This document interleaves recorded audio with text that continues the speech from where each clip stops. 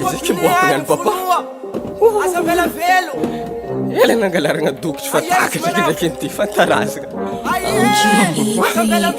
Fokon'olo mama. Avlenare zaho, azavakina talandohako. Zaho fa tsy angalatra dokotry, avle zaho. Avlenare zaho, azavakina talandohako. Zaho fa tsy angalatra dokotry, avle zaho. Anao izy mangalatra dokotry isan'andro io mana. Nataonao ia dokotry nakajiaby nangalarinao taloha. Amesa baka zany tantara. Tsy avonika reo e, zaho fa mahomby dokotry nandre.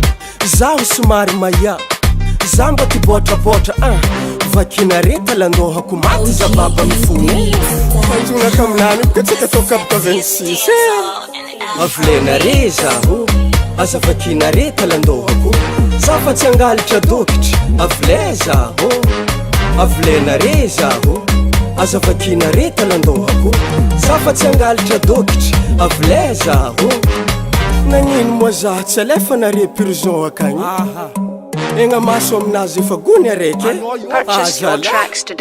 Are tsy matahotro zagnahary fantaraza. Tsy azonare honogno mateny Andriamanitra ao agnatin'ny baiboly. Tiavany fahavalonao, takany tegnanao. Mba vahanare baka zaho, anare mahazo fahasoavany. Karaha jobo ndraiky andre. Mbona gaga. Yalla. Avlenare zaho, azavakinare talandohako. Zaho fa tsy angalatra dokotry, avle zaho.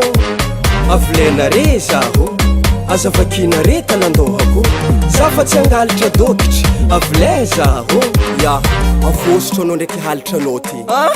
Ya, merci c'est faux. Voly anao ndraiky halahalitra dokotrinao ty. Zaho voly. Voly koa anao ndraiky halahala botinao ty. Ya, zaho voly zaho. Allô, ravaha dokotry ty aloha mitsinjaha io. DJ Max, 100% nouveauté. Tsangalatra dokotry. Tsangalatra dokotry. Tsangalatra dokotry. Zaho fa tsangalatra dokotry. Karata zen akoko tavela. Tsara record.